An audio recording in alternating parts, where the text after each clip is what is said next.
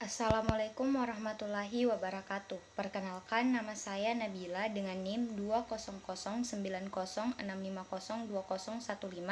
dari Program Studi Ekonomi Pembangunan Fakultas Ekonomi Universitas Negeri Makassar. Pada kesempatan kali ini, saya akan menjawab soal dari ujian tengah semester mata kuliah Ekonomi Pembangunan 1. Langsung saja, yang pertama adalah analisis ekonomi pembangunan, yakni permasalahan negara sedang berkembang.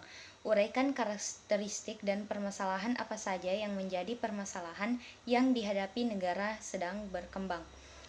Jawabannya yaitu karakteristik negara sedang berkembang, yaitu yang pertama tingkat pendapatan per kapita rendah, yang kedua tingginya angka kelahiran, yang ketiga tingkat korupsi tinggi, yang keempat impor lebih besar daripada ekspor, yang kelima penduduknya kurang disiplin, yang keenam jumlah pengangguran tinggi, yang ketujuh mengandalkan sektor primer, yang kedelapan tingkat pendidikan rendah, yang kesembilan penguasaan iptek minim, yang kesepuluh tidak punya modal yang cukup.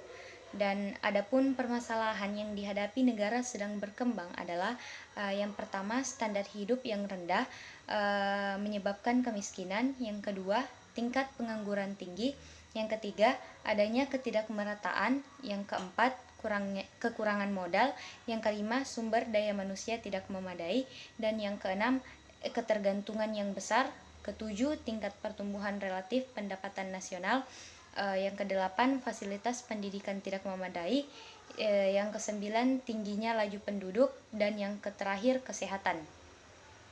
Soal nomor 2. Pertumbuhan dan pembangunan ekonomi dapat diukur melalui beberapa indikator. Jelaskan indikator apa yang dimaksud dari indikator tersebut, yang mana digunakan untuk mengelompokkan pertumbuhan ekonomi dan pembangunan ekonomi daerah di Indonesia. Adapun jawabannya yaitu indikator yang dipakai untuk mengukur pertumbuhan ekonomi dan pembangunan ekonomi daerah di Indonesia, yaitu yang pertama, produk domestik bruto atau PDB adalah jumlah nilai tambah atas barang dan jasa yang dihasilkan oleh berbagai unit produksi di wilayah suatu negara dalam jangka waktu tertentu. Yang kedua, PDB per kapita atau pendapatan per kapita adalah besarnya pendapatan rata-rata penduduk di suatu negara. Yang ketiga, pendapatan per jam kerja sistem upah, yang dimana adalah kebijakan ataupun strategi yang menentukan kompensasi apa yang diterima mereka sesuai lama mereka bekerja dan jenis pekerjaannya. Ada 3 indikator yang dapat digunakan untuk pembangunan ekonomi, yaitu yang pertama indikator moneter, yang dimana merupakan indikator yang mengacu pada indikator pendapatan per kapita dan indikator kesejahteraan.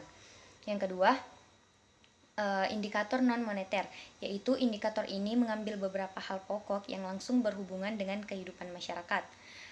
Dan yang ketiga, indikator campuran, yang dimana merupakan indikator yang mencakup indikator susunan inti dan indeks pembangunan manusia.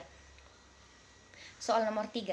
Di dalam teori pertumbuhan dan pembangunan ekonomi dikenal model dua sektor neoklasik atau de-neoklasikal.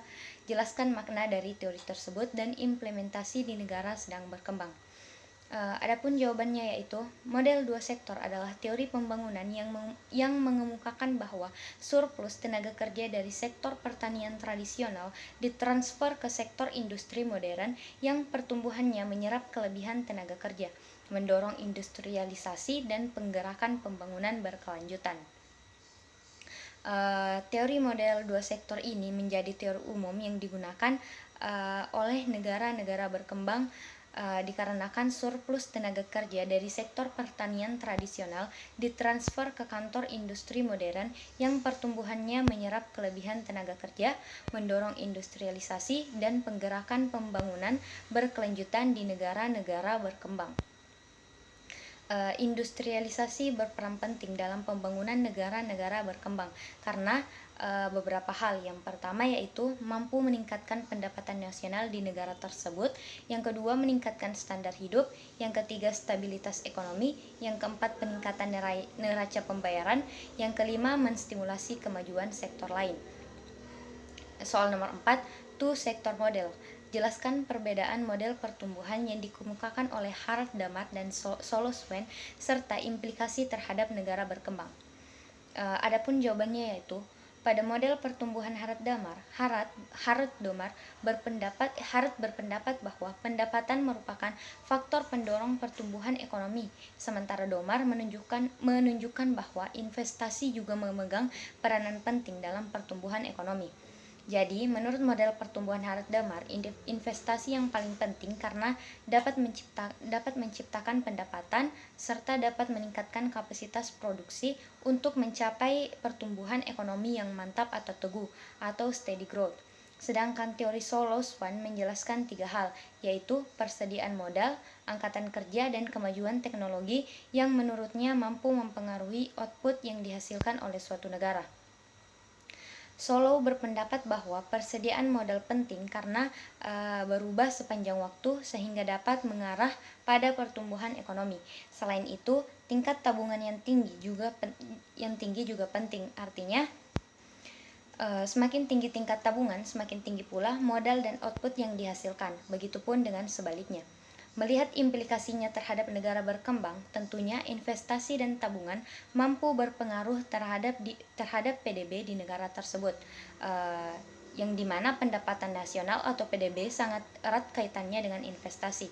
Investasi berupa penanaman modal yang meningkat akan berdampak positif pada proses produksi dalam bisnis yang semakin giat, yang kemudian juga akan berimbas pada meningkatnya konsumsi rumah tangga. Soal nomor 5. Dari beberapa teori pertumbuhan dan pembangunan ekonomi, yang mana paling populer dikembangkan di Indonesia? Nah, jawabannya yaitu teori yang paling terkenal adalah teori dari Adam Smith. Karena menurut Adam Smith, perekonomian akan tumbuh dan berkembang jika ada pertambahan penduduk yang memperluas pasar dan mendorong spesialisasi. Adam berpikir kalau pertumbuhan penduduk itu tinggi, secara tidak langsung akan meningkatkan pertumbuhan ekonomi. Contohnya adalah ada negara X yang punya sedikit penduduk dan negara Y yang punya banyak penduduk. Kebutuhan hidup masyarakat di negara X lebih sedikit, sehingga tidak menciptakan permintaan barang atau jasa yang banyak dan beragam di pasar. Lain dengan negara Y yang punya penduduk dengan jumlah jauh lebih banyak.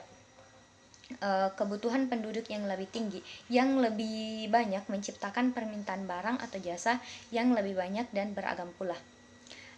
Soal nomor terakhir yaitu pemikiran ekonomi pembangunan setelah Perang Dunia II dan pemikiran ekonomi pembangunan tahun 1970-an sampai 1980-an memiliki perbedaan. Jelaskan perbedaan kedua hal tersebut. Jawabannya yaitu setelah Perang Dunia Kedua berakhir, ahli-ahli ekonomi Barat mengenalkan konsep pembangunan kepada negara-negara bekas jajahan yang baru merdeka sepanjang tahun 1940-an dan 1950-an.